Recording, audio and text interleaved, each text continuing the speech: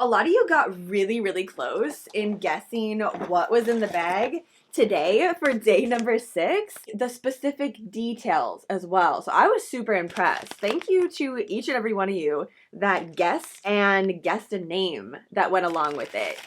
It makes a lot of noise. It's not soft. It's not squishy because we have our very own Muse 2320 and altknots tea blend.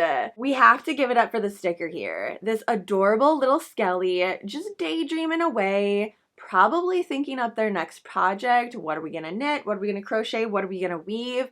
All of the things, and enjoying a piping hot cup of gravestone flower tea. It tells you exactly how to prepare 1 cup of tea. So 1 teaspoon per 1 cup of tea and steep for 5 to 10 minutes. This is because I am still incredibly new to the world of tea. Like, this is my first year that I've actually really gotten into it. So I appreciate the extra help. Even though I've been testing this out for quite a while now, I still like the reminder, like, how long do I set the timer? Because yeah, I have to set a timer for my tea, otherwise I forget about it, and it's the world's strongest tea whenever I remember it again. In this one, we have rose hips, hibiscus, apple, and cherry, which means when you brew up this little baddie, it is going to be some crimson magic. And I actually have a cup right here. I will say it is required to have a giant mug when drinking gravestone flowers. Like, it just makes me dance. I was so happy, so fun. Can we see the crimson? No, we're gonna turn it. There we go. Had to make sure you saw this crimson. I would say the perfect addition to any ghoulies apothecary. When we first started talking about how amazingly fun it would be to create our own tea blend specifically for this Po box, we just went wild. Like, there were so many things that we came up with, and just like, we bounce ideas off of each other so well that we had many ideas, many options of blends, which means it was very hard for us to pick just one. There are not 1 but 2 custom blends that went out there into the world that you could potentially have in your box. First up, like I said, is the gravestone flowers. Second, we have graveyard garland. Look at these chunky pieces. I love that in my tea, like big, thick, chunky pieces of goodies. And I love having a strainer that I can really pack it in there. I mean, I know it says exactly how much you need, but this is a huge mug. This is not 1 cup. I'm just gonna tell you that right now. I'm sure you figured that out. I'm gonna say 16 ounces, and I power through that. 1 teaspoon per 1 cup, steep 5 to 10 minutes. Obviously, if you want it to be really strong, like I have it, I do about 8.5 minutes. Like, I want it to be really strong. And I do 8.5 minutes specifically because the timer will go off. I'll tell it, like, okay, I acknowledge you're there. It takes me a couple minutes to get to the tea to set down whatever else I'm doing. So it gives me a little leeway. In graveyard garland, we have blood orange, hibiscus, and rose hips. The blood orange, probably one of my favorites. I'm not even gonna say probably. It is one of my favorite in tea. I just love the aroma of blood orange tea. So there you have it.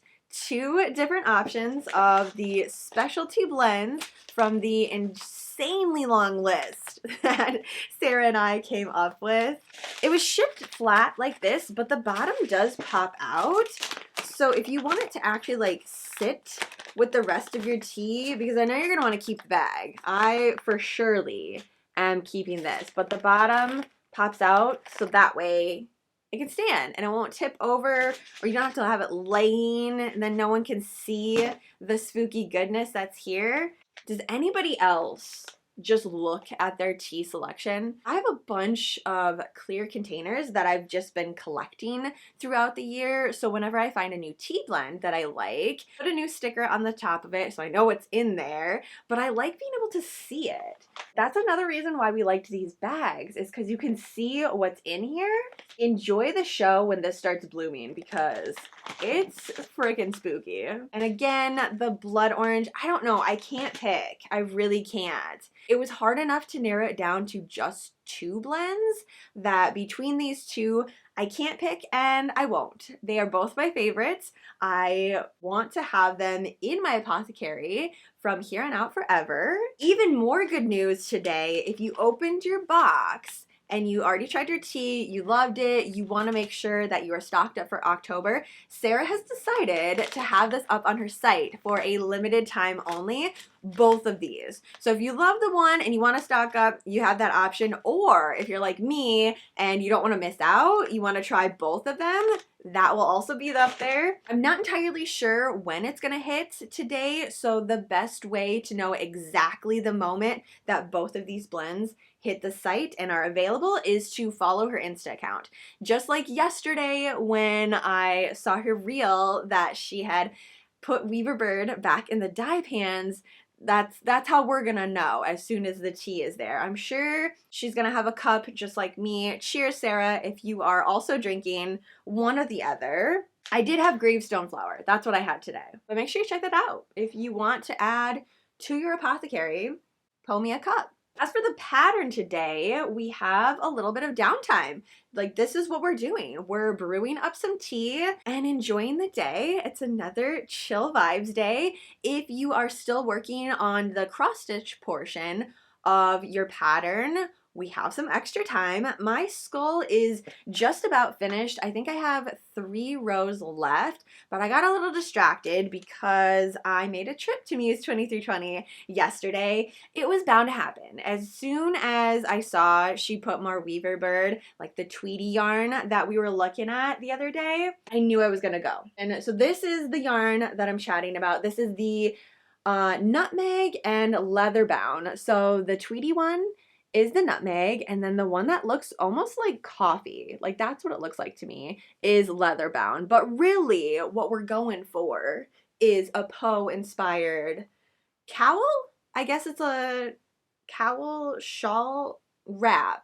I don't know what we're calling it. I'm gonna leave it like this. I was going back and forth with picot stitch, border, do I leave it by itself, do I leave it plain? And I think I do, because there's just a lot going on with the colors and they have their moment to shine. I think a picot would just kind of take over a little bit. I'm gonna keep it in mind for another pattern, but this one, it just makes it so much simpler too. I can just make this triangle essentially, and that's it. I have not found my raven brooch, which makes me so freaking sad, but I do have a lot of buttons that I could create my own brooch from, and I have some things from different craft shops that have little tombstones and stuff on it, so I might just make one today and then put this all together. One hank of the Weaver Bird tweed, but the leather bound, I have so much of it left, like so much, because it was the 1-ply fingering weight, which means I could potentially start another one of these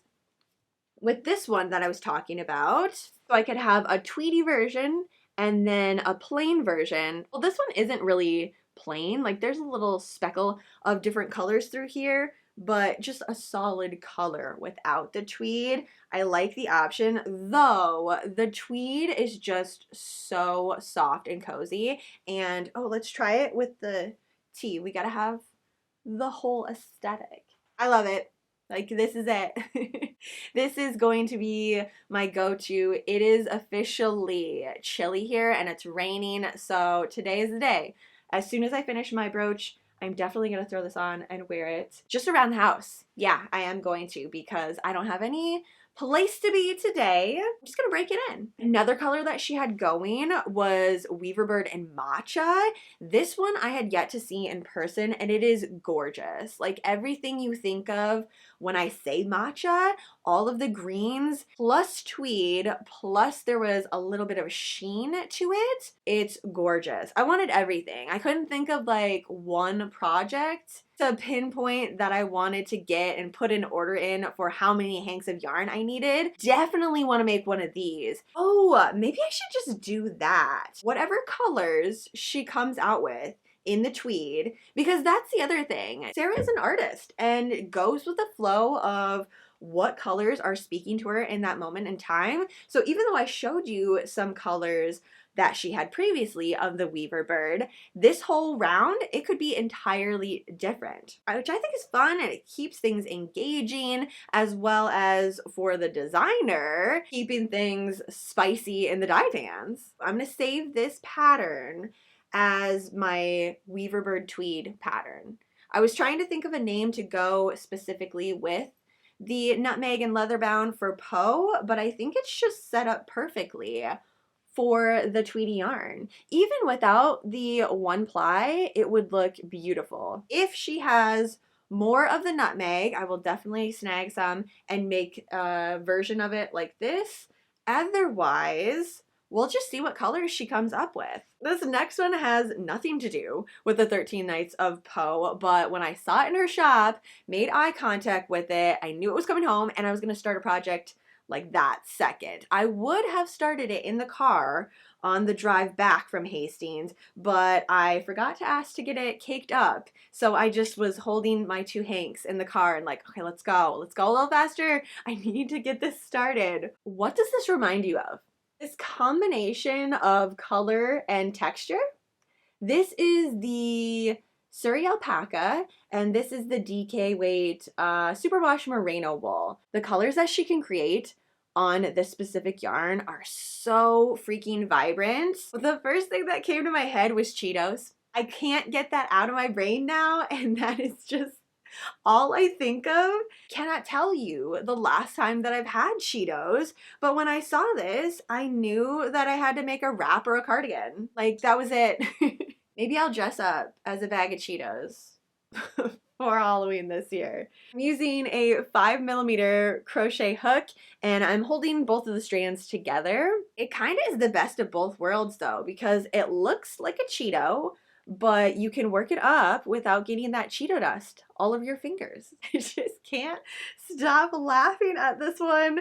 The entire project, it's just gonna be me sitting here sipping on my tea, laughing at making a Cheetos cardigan. I think I'm gonna make a shrug, actually. That's where I'm going with it. I just started with a granny square because I'm like, I can go so many directions. I can make a cardigan, a shrug, a wrap, a shawl. Like, it doesn't matter. I just want to get going with this. Now, if I had a different color to add to it, like different fluorescent intensity, it has strong potential of Killer Clown vibes too. Well, there was a yellow in highlighter, but I didn't see a yellow on this Surrey alpaca. This stuff, whenever this hits her site, it sells out so freaking quick because everybody loves it. And I mean, you can tell why, because it's so soft and light and the drape is gorgeous.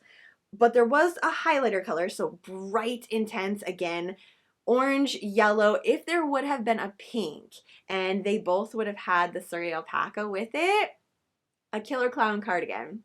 That would have been really, really cool. I could have done like big patches with it. So something in the future, again, the colors just come out as Sarah is feeling inspiration. Okay, in fairness, it is called Safety Dance.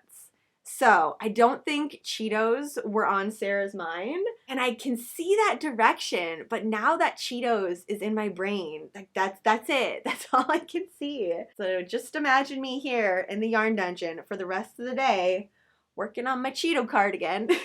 And on that note, I am actually gonna get started with this. Finish up my tea. I will bring it back tomorrow and do a little bit of a checkup on the direction that I'm going. As always, if you want to help me out, shout out in the comments down below what direction you would like to see. And if you're obsessed with Cheetos, keep your eye out on Sarah's shop for whenever this is going to hit. Honestly, I'm not sure when, because there were only a couple of Hanks there, so we might have to sweet talk Sarah into dyeing up some more of the safety dance. All right, girls, I am going to let you go for today. Thank you again for hanging out in the yarn dungeon, having a little bit of tea with me. Have a fantastically cozy rest of your day, and I will see you all tomorrow.